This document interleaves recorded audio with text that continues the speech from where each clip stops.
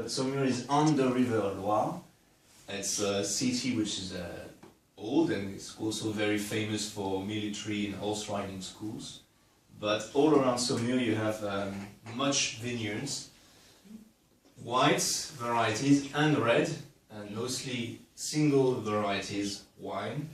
All the whites will be with the Chenin Blanc grape, and all the reds and the roses will be with the Cabernet Franc.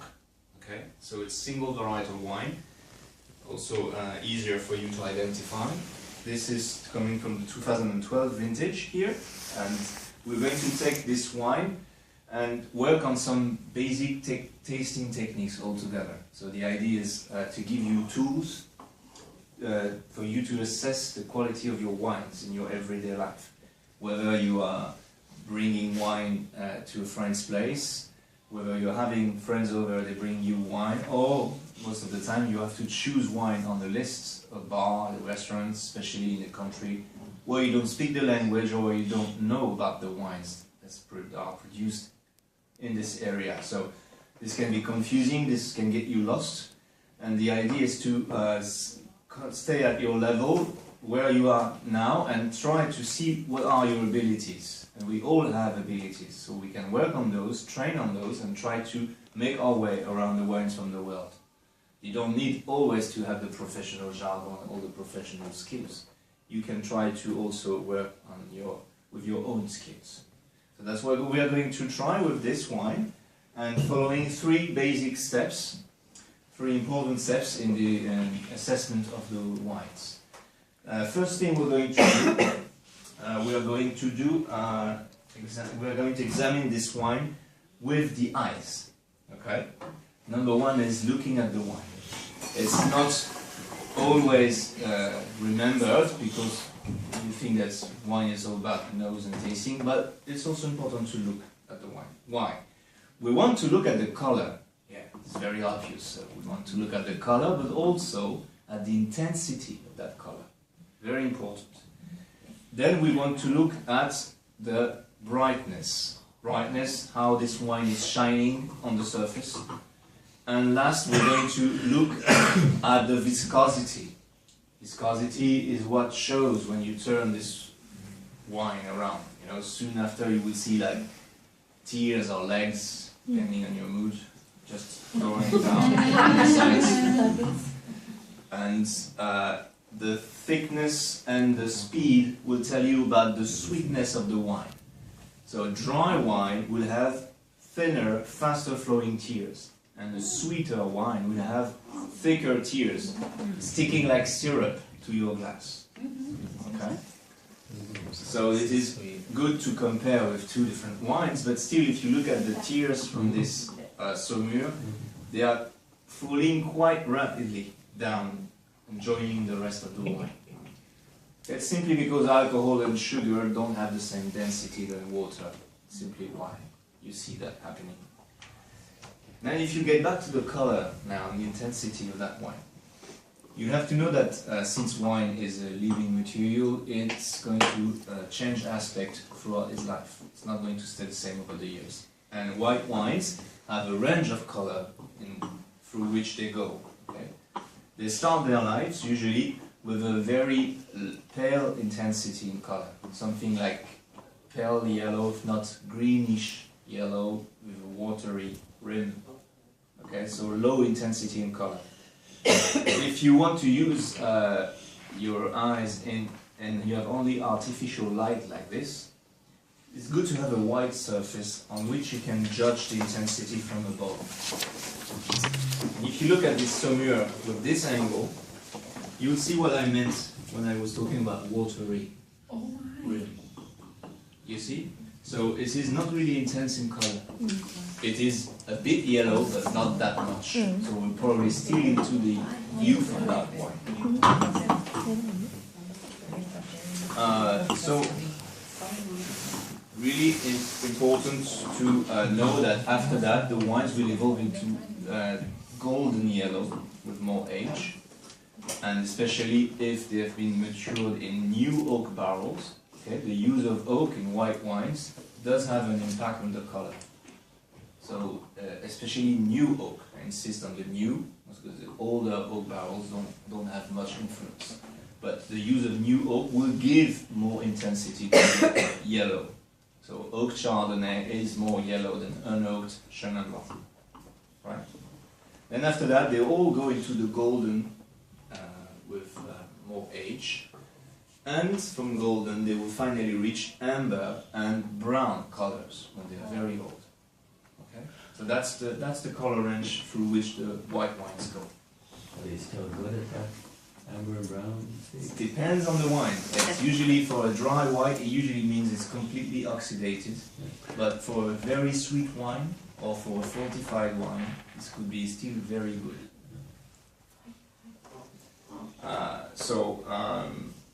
The brightness also on this white wine, especially for white wines, it tells you about the acidity. It's a good information. The brighter wine is more acidic, and it gives you an idea of how to pair this wine with food. The acidity is a key element. Okay? Whether you're eating something creamier, fatter, richer, you need acidity to balance this in the palate, to make it even more easy to eat and not tiring if you want to continue on with your meal. So it's really interesting to have this in mind when you want to pair white wine and food. So you see with our eyes we've already been talking about acidity, age, alcohol level, sugar level.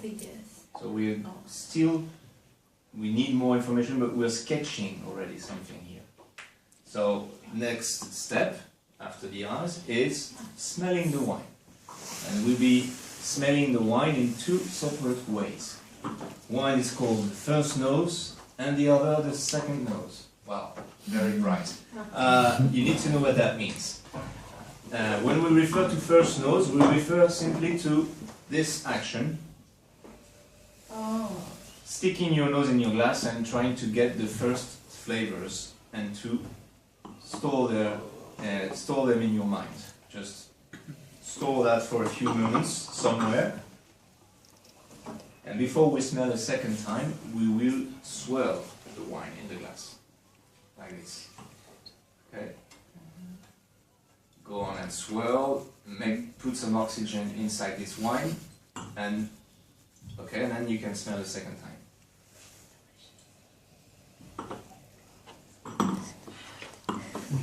You guys feel the difference between the two? Yeah? Yeah? Good. That's the purpose of first and second nose. Now, my words, if you have no expectations about your wine, if you are buying a neutral, inexpensive white wine, don't bother finding two separate noses. Those wines will not offer any complexity. Okay? We have to do this because we're looking for quality, we're looking for complexity. We're expecting that this wine will meet standards. Okay? We are not buying Saumur we are buying Saumur for a good reason. We could buy 100 other white wines. If you buy a Saumur from the Loire Valley, you're expecting something. Okay, so you need to have already on the nose the first assessment. It's going to be more complex than it's going to be refined. And it's going to be richer. Good. It's a good sign. First nose is typical of what's lighter in flavor, what's floating on the surface. You know, the lighter molecules, you easily get them. But if you want to get the heavier molecules, you need to swirl and mix the flavors. Mixing the flavors gets the bouquet of the wine. Okay, that's the French word for it. The bouquet is the full mixture of flavors contained in that wine. And usually for Chenin Blanc, it can be something more stone fruit, ripe citrus, can be also floral. It depends on the terroir you're meeting. And these wines will gradually evolve towards honey flavors when they age. So it's each grape has a profile like this, okay, that you can find on the nose, depending on the climate. Even if you plant Chenin Blanc in other places of the world, which are roughly in the same climate as Loire River Valley, you could meet those aromas on the nose. And there are what we call the primary aromas. So we're talking about aromas. This is a huge chapter. This is something about which people can just go to delirium sometimes and try to act like they were, actors. But I mean, you have to stay cool with this thing. Aromas. It's going to be very tough for anyone which goes into analysis of the wine.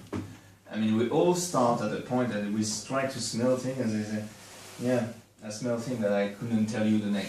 Okay, and you're looking for this name for 10 minutes and you're just obsessed with what you're smelling. You know you smelled this before, but you cannot find the damn word. And this is until someone suggests you something, oh yeah, I knew this was that. And it is somewhere in your brain, okay, because we all have abilities with our nose. The human nose is able to smell hundreds of flavors. It's very specific instrument. So it's really because you don't train that you are not able to recognize such smells very easy.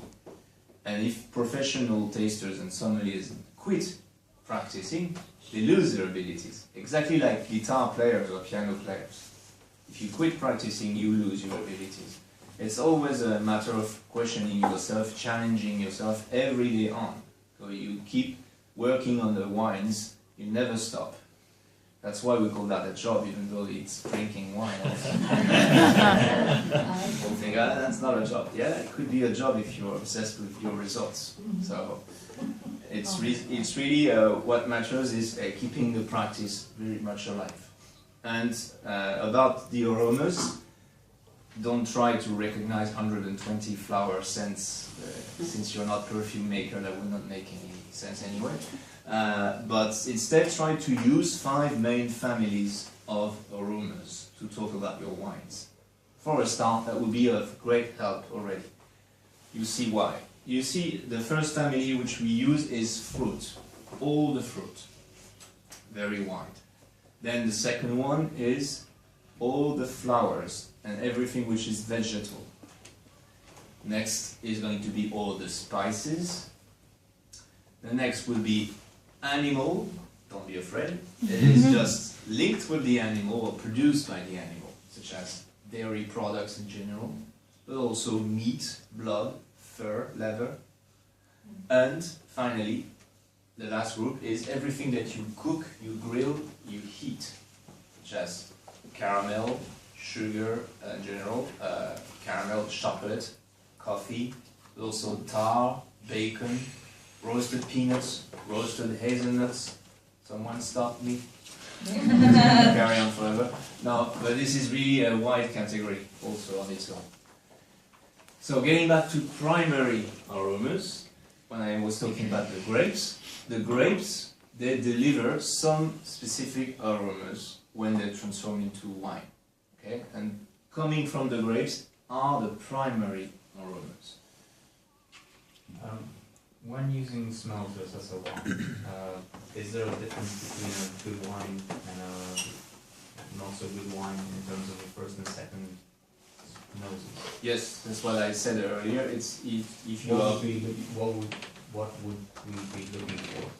If it's usually a low quality wine and expensive, you don't have to look for refinement. There won't be any. There won't be any. Okay. No, it would be smelling the same or not smelling much. Quite neutral. So, about the primary aromas, they are usually made of something fruity, something more vegetal, green sometimes. Could be only fruit, could be both. That's usually what you have in the grape profile. So Chenin Blanc is usually more stone fruit, some white flowers sometimes. Sauvignon Blanc is something grassy, leafy, plus acidic fruit. And Pinot Noir is something else, and so on and so on. You could draw a profile of every grape like this. Much more of the aromatic grapes, grapes that smell strongly, have a strong perfume. Not like Chardonnay, for example. Chardonnay is discreet in perfume, but Riesling, Viognier, Muscat, Torrontés, strong aromatic varieties like that always are present even though you go down in temperature. They're always smelling strongly.